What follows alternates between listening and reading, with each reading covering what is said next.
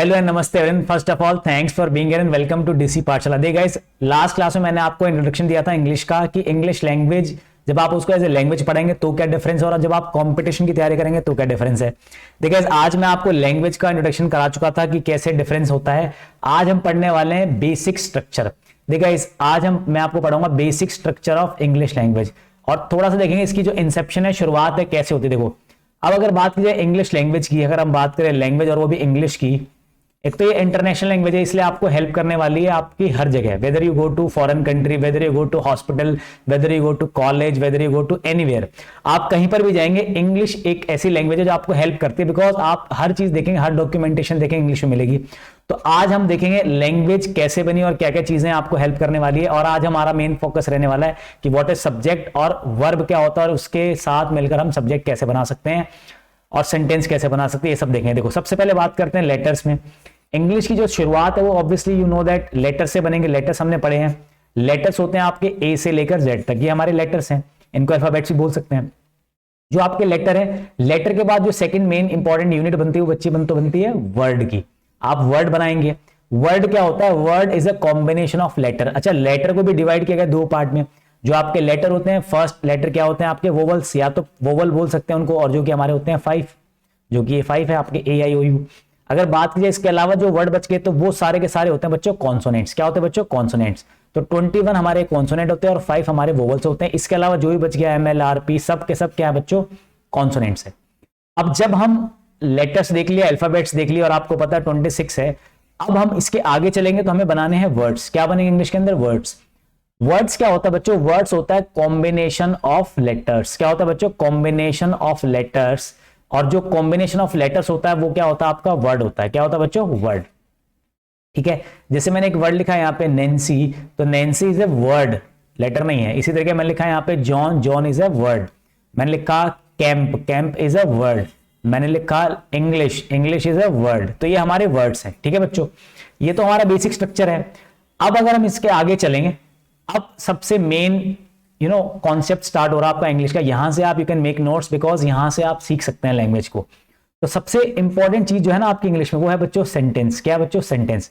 हमारी शुरुआत इंग्लिश की, मान लो अगर ये 5 महीने का कोर्स या कभी भी मैं आपको कहीं पर भी पढ़ा रहा हूं या कहीं पर भी आप पढ़ेंगे, जो आपकी शुरुआत होगी वो होगी सेंटेंसेस से, और जो आपका लास्ट डे होगा ना उस दिन भी आप सेंटेंस स्ट्रक्चर पे ही काम कर रहे होंगे। तो सबसे पहले हम पढ़ने वाले सेंटेंसेस को कि सेंटेंसेस होते क्या है। तो बच्चों सेंटेंस क्या होते हैं? सेंटेंस होते हैं ग्रुप ऑफ, किस चीज का ग्रुप होता है? Group of words. अब आपको पता है वर्ड्स क्या होते हैं? ग्रुप ऑफ वर्ड्स जो क्या दे आपको? विच मेक सेंस, जिसको पढ़ने के बाद, group of words which make sense, जिसको पढ़ने के बाद आपको समझ आया तो आपका बन जाता है सेंटेंस। ठीक है गाइस, अब सेंटेंस बनाने के लिए सबसे इंपॉर्टेंट चीज क्या है कि हाउ कैन वी मेक और generate, how can we make sentence. हम सेंटेंस कैसे बना सकते हैं? ठीक है, तो कैसे बना सकते हो देखेंगे। किसी भी सेंटेंस को बनाने के लिए बेसिक जो स्ट्रक्चर आपने सुना होगा वो होता है सब्जेक्ट, और बच्चों होता है वर्ब, और क्या होता है? ऑब्जेक्ट। अगर मैं इसमें देखूं कि सबसे इंपॉर्टेंट चीज क्या है, तो आपकी सबसे इंपॉर्टेंट चीज सब्जेक्ट है, वर्ब है। ऑब्जेक्ट के बिना भी सेंटेंस बन सकता है, बट सब्जेक्ट और वर्ब के बिना दुनिया का कोई भी सेंटेंस नहीं बन सकता। सेंटेंस बनाने के लिए हमारे पास सब्जेक्ट और वर्ब का होना कंपलसरी होता है। ठीक है, तो फर्स्ट क्वेश्चन ये दिमाग में आना चाहिए आपके, सर व्हाट इज सब्जेक्ट, की सब्जेक्ट क्या होता है? दिमाग में आना चाहिए और आना ही चाहिए। जो भी मैं वर्ड बोलता हूं इंग्लिश में अपनी क्लास में, अगर आपको समझ में आता है वेरी गुड, अगर नहीं आता तो आप कमेंट बॉक्स में लिखेगा, I will definitely respond you. बात की जाए अगर सब्जेक्ट की, तो सब्जेक्ट क्या होता है बच्चों? सब्जेक्ट होता है सेंटेंस के अंदर, अभी मैं बच्चों से पूछूंगा सब्जेक्ट क्या होता है, बच्चे बता देंगे डूअर होता है। बिल्कुल सही बात है, डूअर होता है। जरा मेरे को एग्जाम्पल, जैसे मैंने लिखा है यहाँ पे John is helping me, John is helping me, John मेरी मदद कर रहा है। जॉन मेरा क्या है बच्चों? सब्जेक्ट है। बिल्कुल सही सब्जेक्ट आपने बोला, बिल्कुल जॉन डूअर है। लेकिन अगर मैं यहां पे बोल दूं John has a car, John के पास एक कार है, या फिर मैं बोल दूं जॉन इज अ टीचर, ये भी सेंटेंस है, ये भी सेंटेंस है, ये भी सेंटेंस है, बिकॉज बहुत सारे सेंटेंस क्या है? Group of words and which make sense, सब में सेंस बन रहा है। लेकिन अगर आप ऊपर वाले में देखेंगे तो यहां पे जॉन है डूअर। बिल्कुल आपकी डेफिनेशन ठीक है कि जो सब्जेक्ट होता है वो डूअर होता है।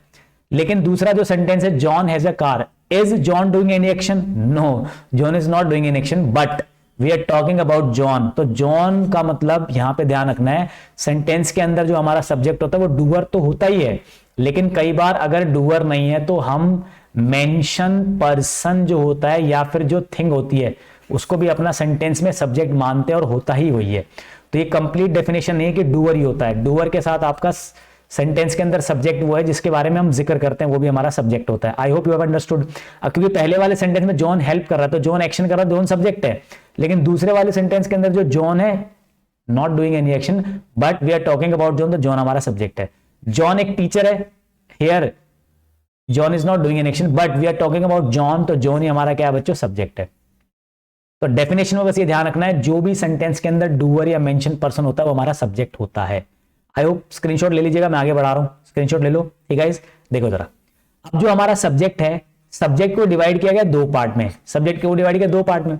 जो हमारा सब्जेक्ट है बच्चों, सब्जेक्ट आपका डिवाइड होता है, सिंगुलर हो सकता है या फिर क्या हो सकता है, प्लूरल। ठीक है बच्चों, सब्जेक्ट कैन बी सिंगुलर और it can be plural also. Singular subject का मतलब है कि आप सिंगल यूनिट की बात कर रहे हैं, और प्लूरल सब्जेक्ट जब आता है तो इसका मतलब आप एक से ज्यादा की बात कर रहे हैं। Getting my point. जैसे मैंने लिखा है यहाँ पे नैन्सी, तो नैन्सी क्या है आपकी सिंगुलर, लेकिन मैंने अगर लिख दिया नैन्सी और लिख दिया मैंने एंड जॉन, तो बच्चों ये हो गया प्लूरल, बिकॉज यहाँ पे हम दो यूनिट की बात कर रहे हैं, तो ये सिंगुलर और ये प्लूरल। अगर प्रोनाउन का केस देखा जाए तो आपका he singular, she singular, it singular, और किसी भी चीज का नेम हो, किसी भी चीज का, जैसे बिल्डिंग बोलोगे तो it is very beautiful building, Burj Khalifa is the tallest building, तो आप एक की बात करें तो सिंगुलर हो गया। लेकिन जैसे हम बात करते हैं प्लूरल प्रोनाउन की, जैसे एक तो होता है आपका वी, वी में जॉन, नैन्सी और मैं भी आ गया तो हम बोलेंगे वी। ठीक है, और अगर मैं नहीं हूं तो नैन्सी और जॉन के लिए मैं क्या प्रोनाउन यूज करूंगा बच्चों, दे, वे। ठीक है, इसके अलावा अगर बात की जाए यू की, अब यू में आप बोलोगे सर यू तो एक की बात होती तो ये प्लूरल में क्यों? बच्चों यू एक ऐसा सब्जेक्ट है या ऐसा प्रोनाउन है जो आप, अगर मेरा एक स्टूडेंट क्लास में बैठा बोलूंगा यू आर माय स्टूडेंट, तो यू एक स्टूडेंट के लिए भी यूज हो सकता है और एक से ज्यादा के लिए भी यूज हो सकता है, और क्योंकि दोनों के लिए ज्यादा यूज होता है इसलिए उसको हम रखते हैं प्लूरल कैटेगरी के अंदर। तो आपका यू क्या आ जाएगा बच्चों, प्लूरल, सिंगुलर नहीं होता यू कभी भी। ठीक है, एक और एक्सेप्शन क्रिएट होगी, वो है आई की। आई का क्या है, आई देखो गॉड के भी रेफर करता है और आई बहुत एक्सेप्शन की तरह यूज होता है। तो आई को हम क्या करने वाले हैं, आई के लिए याद रखना, आई आपका सिंगुलर भी हो सकता है और आई आपको बच्चों प्लूरल भी हो सकता है। आई सिंगुलर कब होता है, जितने भी पास्ट टेंस होते हैं वहां सिंगुलर होता है, और आई प्लूरल कब होता है, प्रेजेंट टेंस में। जैसे बोलूंगा कि आई वॉज हैप्पी, मैं खुश था, तो पास्ट की बात हो रही तो मैंने सिंगुलर बना दिया। लेकिन जैसे ही मैंने लिखा आई हैव डन दिस, कि मैं ये कर चुका हूं, आई हैव सेंट, मैं भेज चुका हूं, तो यहां पे मैंने हैव लगाया, इसको मैंने प्लूरल कर दिया। आई हमारा जो सब्जेक्ट होता है वो सिंगुलर होता है पास्ट टेंस में, और प्लूरल टेंस में, सॉरी प्रेजेंट टेंस में क्या जाता है बच्चों, प्लूरल।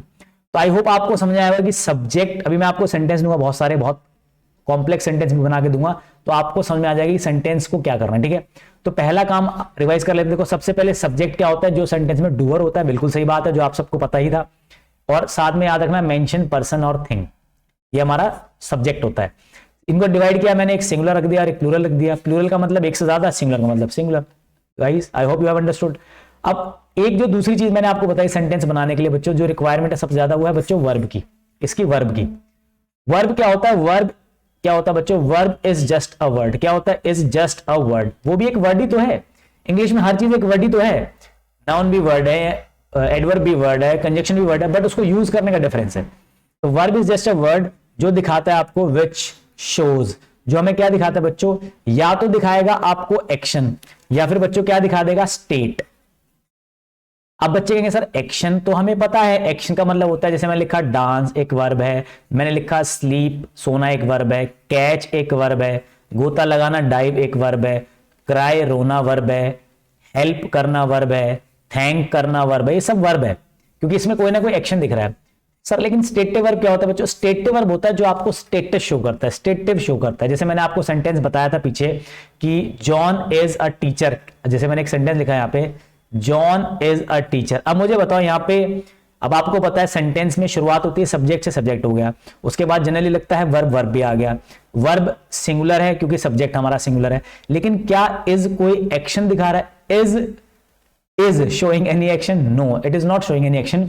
तो जब ऐसी वर्ब आपके सेंटेंस के अंदर आ जाए जो कोई एक्शन ना दिखाए, तो उसको क्या बोलते हैं बच्चों, स्टेटिव वर्ब। क्या बोलते हैं, स्टेटिव वर्ब। कौन कौन सी होती है स्टेटिव वर्ब, सारी की सारी आपकी इज, एम, आर, इसके अलावा हैज, हैव और बच्चों हैड, इसके अलावा और भी बहुत सारी होती है, लाइक, रिस्पेक्ट, प्रेफर, ये सब आएंगे इसके अंदर। बट अभी आप बेसिक याद रखना कि एक्शन वर्ब जो एक्शन दिखा दे, dance, sleep, catch, dive, cry, help, लेकिन आपकी स्टेटिव वर्ब जो आपको स्टेटस शो करे। तो this is the major difference between verb, ध्यान रखना, स्टेटिव वर्ब, एक्शन वर्ब। अब एक रूल जो मैं आपको सिखा रहा हूं जिससे आपके बहुत सारे क्वेश्चन बन जाएंगे, सब्जेक्ट वर्ब एग्रीमेंट जो आप चैप्टर पढ़ेंगे वो आपका यहीं से क्लियर हो जाएगा। देखो सबसे पहले बात करते हैं, जब भी वर्ब की बात होगी तो वर्ब को देखो बुक्स के अंदर इसको दो दो तीन तीन टाइप में डिवाइड किया गया है, बेसिक, एडवांस, क्योंकि इसमें कॉम्प्लेक्सिटी बहुत हो जाती है, बहुत सारी वैरायटीज है, टाइप है। लेकिन मैं आपको कोशिश कर रहा हूं कि जब मैं आपको वर्ब पढ़ाऊंगा तो आपको एक ही बार में क्लियर और क्रिस्टल क्लियर हो जाए। देखो वर्ब जो होता है, वर्ब भी हमारा क्या होता है बच्चों, सिंगुलर, और दूसरा क्या होता है बच्चों, प्लूरल। जो आपका वर्ब सिंगुलर है तो कैसे पता चले वर्ब सिंगुलर, बहुत ही सिंपल सा रूल है, याद रखना, किसी वर्ब के एंड में अगर एस लगा है तो सिंगुलर है, और अगर एस हटा दो तो प्लूरल है। फॉर एग्जांपल जैसे मैं लिखा है यहाँ पे इज में एस लगा है सिंगुलर, वॉज में एस लगा है सिंगुलर, हैज में एस लगा है सिंगुलर, डज में एस लगा है सिंगुलर। और भी कोई वर्ब लिखा, जैसे मैंने प्ले, एक्शन वर्ब है, लेकिन जैसे मैंने एस लगाया सिंगुलर। मैंने लिखा मीट, मिलना, प्लूरल, लेकिन जैसे एस लगाया सिंगुलर। मैंने लिखा फीड, खिलाना, जैसे एस लगाया सिंगुलर। तो any verb which contain suffix S, जिसके एंड में एस लगाओ, समझ जाना वो क्या है, सिर्फ और सिर्फ वर्ब। लाइफ टाइम के लिए रूल याद रख लो, अगर एस है वर्ब में तो क्या होगा बच्चों, सिंगुलर, और अगर एस नहीं है तो क्या होगा बच्चों, प्लूरल। बस इसको दिमाग में रखना। अगर आपको ये आ गया, कभी भी वर्ब का सब्जेक्ट वर्ब के क्वेश्चन यहीं से आपके हो जाएंगे अगर आपने इसको ध्यान में पढ़ लिया। दूसरी चीज, अगर एस नहीं है तो प्लूरल, जैसे मैंने लिखा है यहाँ पे आर, तो ऑब्वियसली इज का प्लूरल आर हो जाएगा, वोज का क्या हो जाएगा, वर्ब, हैज का क्या हो जाएगा, वर्ब, डज का क्या हो जाएगा, डू, प्लेस का क्या हो जाएगा, प्ले, मीट्स का क्या हो जाएगा, मीट, और फीड्स का क्या हो जाएगा, फीड। तो वर्ब अगर एंड में एस है तो सिंगुलर, नहीं है तो प्लूरल। अब इससे एक रूल बनता है हमारा इंग्लिश में, वो रूल ये बनता है, सब्जेक्ट वर्ब एग्रीमेंट, जो चैप्टर का बेसिक स्ट्रक्चर मैं अभी आपको समझा देता हूं। एक चैप्टर पढ़ेंगे हम सब्जेक्ट वर्ब एग्रीमेंट, उसमें और इसमें क्या डिफरेंस है। देखो सब्जेक्ट वर्ब एग्रीमेंट में कोई खास चैप्टर ही नहीं है, बस आपको एक सब्जेक्ट पता होना चाहिए। अब आप मुझे बताओ, अगर आपने सब्जेक्ट लिखा है सिंगुलर तो उसकी जो वर्ब होगी बच्चों ऑटोमेटिकली आपको पता लग गया क्या होगी, सिंगुलर ही होगी, तभी तो ये एग्रीमेंट बनता है इनके बीच में। और इसके बाद अगर आपने प्रोनाउन यूज किया, प्रोनाउन भी क्या होगा बच्चों, सिंगुलर ही होगा। इसी तरीके से अगर आपने सब्जेक्ट बनाया और सब्जेक्ट बना दिया प्लूरल, तो बच्चों वर्ब भी क्या बनाओगे, प्लूरल, और प्रोनाउन भी क्या बन जाएगा, प्लूरल बन गया। इस कॉन्सेप्ट के ऊपर ना आपका पूरा एक चैप्टर बन गया इंग्लिश में, that is subject verb agreement. और इसके ऊपर हजारों क्वेश्चन बन जाते हैं इंग्लिश के अंदर। तो आपका मेन ऑब्जेक्टिव ये होना चाहिए कि सेंटेंस को देखकर आप सब्जेक्ट देखो, सब्जेक्ट देखकर वर्ब देखो, और वर्ब के बाद प्रोनाउन देखो, उसके बाद हम नाउन, प्रोनाउन, एडजेक्टिव एरर पर जाते हैं, लेकिन सबसे पहला काम होता है आपका सब्जेक्ट को ढूंढना। ठीक है, तो ध्यान रखना, सब्जेक्ट वर्ब का यही कॉन्सेप्ट है। कुछ क्वेश्चन में देता हूं, आपका काम होगा उसमें सब्जेक्ट वर्ब को ढूंढना, और क्वेश्चन करते हैं। देखिए गाइस, चलते हैं आगे।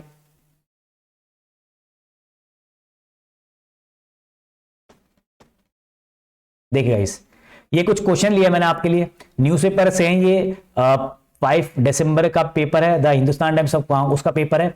बहुत सारे क्वेश्चन मैंने सेंटेंस की हेडलाइंस लिए, आपको समझ में आ जाए तो बताइएगा। देखिए आपका पहला काम है, मैं आपको 1 मिनट दे रहा हूं, पहला काम आपको सब्जेक्ट ढूंढना है और उसमें वर्ब ढूंढना है, और आपको ये देखना है सब्जेक्ट सिंगुलर है तो वर्ब सिंगुलर है कि नहीं, बस ये रूल है। ठीक है, तो सबसे पहले लिखा है इंडिया एंड चाइना, पोज मतलब पोज कर लीजिएगा, 1 मिनट बाद देखिएगा, बाकी मैं आपको टाइम दे रहा हूं, आराम से देख सकते हैं, फिर आप अपने आंसर चेक कर सकते हैं। आपका काम क्या है, आपको सिलेक्ट करना है, क्या करना है, सिलेक्ट, आपको सब्जेक्ट ढूंढना है और क्या ढूंढना बच्चों, वर्ब, और साथ में ये बताना है कि वो सिंगुलर है कि प्लूरल। तो पहले लिखा है India and China are sharing vaccine with each other, जो इंडिया और चाइना है वो वैक्सीन शेयर कर रहे हैं एक दूसरे के साथ। देखो सबसे पहली बात की जाए ईच अदर, अब ये जो ईच अदर है ना, ये प्रोनाउन का टॉपिक है। ठीक है, प्रोनाउन का टॉपिक है, लेकिन हमेशा ध्यान रखना जब भी आप एरर फाइंड करेंगे या कुछ भी करेंगे तो सबसे पहला काम है आपका सब्जेक्ट को ढूंढना। सब्जेक्ट है मेरा इंडिया और चाइना। अब मुझे बताओ वर्ब क्या है, वर्ब इसमें आर शेयरिंग, आर मेरी हेल्पिंग और शेयरिंग मेरी वेयर वर्ब। शेयरिंग क्या है, एक्शन वर्ब है, क्योंकि ये शेयर कर रही है। यहाँ पे आर प्लूरल, क्योंकि 2 प्लूरल सब्जेक्ट है, तो ये मेरी वर्ब है। वैक्सीन मेरा ऑब्जेक्ट है, तो सब्जेक्ट जो मेरे सब्जेक्ट है, ये जो मेरा सब्जेक्ट है, इसका मतलब सब्जेक्ट, ये सिंगुलर है कि प्लूरल बच्चों, प्लूरल है, और प्लूरल है तो वर्ब भी क्या आएगी, प्लूरल आर, तो सेंटेंस क्या बिल्कुल ठीक है। पहला कॉन्सेप्ट ये है।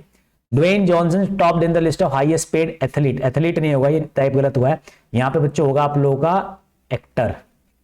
ठीक है, हाईएस्ट पेड एक्टर है वो, एथलीट तो नहीं है, पहले था एथलीट अब नहीं है। तो ड्वेन जॉनसन एक आपको पता, रॉक जिसको बोलते हैं, ये एक्टर भी है, पहले फाइटर थे। तो ड्वेन जॉनसन मेरा सब्जेक्ट है, क्योंकि मैं ड्वेन जॉनसन की बात कर रहा हूं। इन्होंने टॉप किया है हाईएस्ट पेड एथलीट में, तो ड्वेन जॉनसन मेरा सब्जेक्ट है, और टॉप्ड मेरा क्या बच्चों, वर्ब। आगे जो सारी चीजें मैं सारी आपको थरेली कराऊंगा, लेकिन आज हमारा मेन ऑब्जेक्टिव है सब्जेक्ट वर्ब को पढ़ना। Nancy broke the record in recent Commonwealth game, Nancy ने रिकॉर्ड तोड़ दिया है किसका, कॉमनवेल्थ गेम्स में। तो जो नैन्सी है मेरा सब्जेक्ट है, क्योंकि किसने कोई काम किया, तो डूअर है, ब्रोक मेरी वर्ब है। समझ में आ गया। अच्छा, ये है वर्ब की सेकंड फॉर्म। अगर कोई वर्ब की सेकंड फॉर्म होती है तो उसमें सिंगुलर प्लूरल नहीं देखा जाता, सिंगुलर प्लूरल आपका सिर्फ बनता है प्रेजेंट में या फिर हेल्पिंग वर्ब में। Arvind Kejriwal is the CM of Delhi. क्या अरविंद केजरीवाल जी कोई एक्शन कर रहे हैं? No, he is not doing an action, but we are talking about Arvind Kejriwal. तो अरविंद केजरीवाल मेरा सब्जेक्ट है और इसके बच्चों मेरा verb. John is being followed by the CBI. John, अच्छा मेरा होमवर्क है, चलो आपको सर्च कीजिएगा, इसको हेल्प कीजिएगा, मैं अगली जो वीडियो लेके आऊंगा उसके अंदर इसको पहले सबसे पहले इसको डिस्कस करूंगा कि जॉन मेरा सब्जेक्ट है कि सीबीआई सब्जेक्ट है। ये मैंने पैसिव बनाया सेंटेंस, आपका ये होमवर्क है, आप मुझे बताएंगे कि ये सब्जेक्ट, इसके अंदर सब्जेक्ट क्या है और वर्ब क्या है और ऑब्जेक्ट क्या है, ठीक है। अब कुछ एडवांस क्वेश्चन भी दे देते हैं आपको। देखिए एडवांस क्वेश्चन की बात की जाए तो एडवांस क्वेश्चन में देखिए गाइस, एडवांस क्वेश्चन है ये बहुत ही इंटरेस्टिंग न्यूज़पेपर आज के लिए 5 तारीख से जो लिया है। अब ये वीडियो जब भी अपलोड होगी, लेकिन 5 तारीख की न्यूज है इसके अंदर। देखो हेडलाइंस फॉर टुडेज न्यूज़पेपर, ये लेवल मैंने मॉडरेट रखा है, इसमें अच्छी न्यूज है लेकिन मॉडरेट लेवल से टफ भी थी, मैंने नहीं रखी। देखो, Patna high court fumes at cops for bulldozing women's house. जो पटना हाईकोर्ट है उसने फ्यूम्स मतलब गुस्सा जताया, आक्रोश जताया, बहुत ज्यादा कड़ी आलोचना करी किनकी? कॉप्स की। क्या करने के ऊपर? बुलडोजर चलाने के ऊपर वुमेन के हाउस के ऊपर। तो यहाँ पे फ्यूम्स एक वर्ब है, बिल्कुल वर्ब है। पटना हाईकोर्ट मेरा सब्जेक्ट है और सिंगुलर है, इसलिए यहाँ पे बच्चों क्या लगा हुआ? फ्यूम्स। अगर यहाँ पे एग्जाम में लिखा हो ना फ्यूम, तो ये सेंटेंस गलत हो जाएगा, बिकॉज अगर हमारा सब्जेक्ट सिंगुलर है तो वर्ब भी प्लूरल हो, वर्ब भी सिंगुलर होनी ही चाहिए। तो ध्यान रखिएगा, सब्जेक्ट और वर्ब का स्ट्रक्चर कॉम्बिनेशन सही होना जरूरी है। अगर लिखा है इंडिया नहीं है बच्चों, यहाँ पे ईरान आएगा, ये भी गलत टाइपिंग है। ईरान ने क्या किया? ईरान ने एबोलिश कर दिया है morality police after months of protest. बहुत लंबे समय के वहां पर वो चल रहा था आपका क्या बोल देंगे उसको, प्रदर्शन, किसके खिलाफ? सरकार के खिलाफ, क्योंकि वहां पर एक मोरालिटी पुलिस नाम की पुलिस बना रखी थी और वो रूल्स को अप्लाई करती थी और बहुत फोर्सफुली अप्लाई करवाती, तो इसलिए वहां पर बहुत, देखिए आप अखबार में पढ़ेंगे, बहुत बड़ा न्यूज है एथलीट में, इसमें एक्सप्लेन नहीं करूंगा वरना आधा घंटा इसी पे चला जाएगा। बहुत इंपॉर्टेंट कॉन्सेप्ट है, पढ़िएगा जरा क्या चल रहा है। तो ईरान ने क्या कर दिया? खत्म कर दिया। अबोलिश का मतलब होता है खत्म करना। अब यहां पर हम बात करें तो वोकैबुलरी आ गई यहाँ पे, अबोलिशिस। अब मुझे बताओ, क्योंकि इसमें एस लगा तो सिंगुलर है और एस लगेगा तो सिंगुलर लगेगा, बिकॉज ईरान है, ईरान के साथ सिंगुलर में एस लगाना जरूरी है। तो ईरान एबोलिशिस मोरालिटी पुलिस। कई महीनों के प्रोटेस्ट के बाद ईरान को बैन कर दिया गया है मोरालिटी पुलिस ने, ईरान ने मोरालिटी पुलिस को बैन कर दिया है। अब अबोलिशिस आपका एक वर्ब आ गया, तो एबोलिश अगर वर्ब है इसका मतलब होता है खत्म करना। तो खत्म करने वाले बहुत सारे और वर्ड हो सकते हैं। एक वर्ड होता है इंग्लिश में एब्रोगेट, एक होता है रिपील, ये सारी कोर्ट की टर्म है। इसके अलावा एब्रोगेट हो गया, एनुअल हो गया, ANNUL, इसके अलावा क्वैश हो गया, क्वैश, ये सारी टर्म होती है जिसका मतलब होता है खत्म करना, ठीक है। तो ये सारे वर्ड काम आ जाएंगे आपके वोकैबुलरी में, साथ साथ कराऊंगा आपको। अभी मैंने वोकैबुलरी का इंट्रोडक्शन बताया, बस मैंने पढ़ाना स्टार्टिंग है, जब मैं पढ़ाऊंगा तो बहुत सारे वर्ड करेंगे। तो ईरान ने एबोलिश कर दिया मोरालिटी पुलिस को कुछ महीनों के प्रोटेस्ट के बाद, ठीक है। ट्रंप ने चौंका दिया यूएसए को by calling for scrapping of constitution. उसने बोला कि भैया कॉन्स्टिट्यूशन को ही खत्म कर दो। अब देखो Trump, he is known for as bold nature, bold comments. तो वो ये कि स्क्रैपिंग ऑफ कॉन्स्टिट्यूशन खत्म कर दो। ट्रंप ने सबको चौंका दिया ये बात बोलकर। तो शॉक्स में भी एस लगा है, क्यों लगा है? बिकॉज ट्रंप सिंगुलर है, शॉक्स में एस आएगा ही आएगा, ध्यान रखना। कोर्ट डिस्चार्ज, यहां पर कोर्ट मेरा सिंगुलर तो वर्ब में एस, अगर यहां लिखा था ना कोर्ट्स तो यहां पर डिस्चार्ज हो जाता है बच्चों, ध्यान रखना इस चीज को। DCW इश्यूज, ये सिंगुलर तो वर्ब भी सिंगुलर, वर्ब भी सिंगुलर, सब्जेक्ट भी सिंगुलर। तो ध्यान रखना, सब्जेक्ट सिंगुलर होगा तो वर्ब भी सिंगुलर, सब्जेक्ट अगर प्लूरल होगा तो आपकी वर्ब भी क्या होगी बच्चों? प्लूरल। इस चीज को ध्यान रखिएगा। बस इसी पे बेस मैंने आपको बस ये समझाया कि किसी भी सेंटेंस के अंदर एक सब्जेक्ट होता है और एक वर्ब होता है। वर्ब डिपेंड करता है कि सब्जेक्ट क्या उठाया गया है, ठीक है। अगर वो सिंगुलर है तो आपको सब्जेक्ट, अगर सिंगुलर है तो वर्ब भी सिंगुलर लेनी ही पड़ेगी।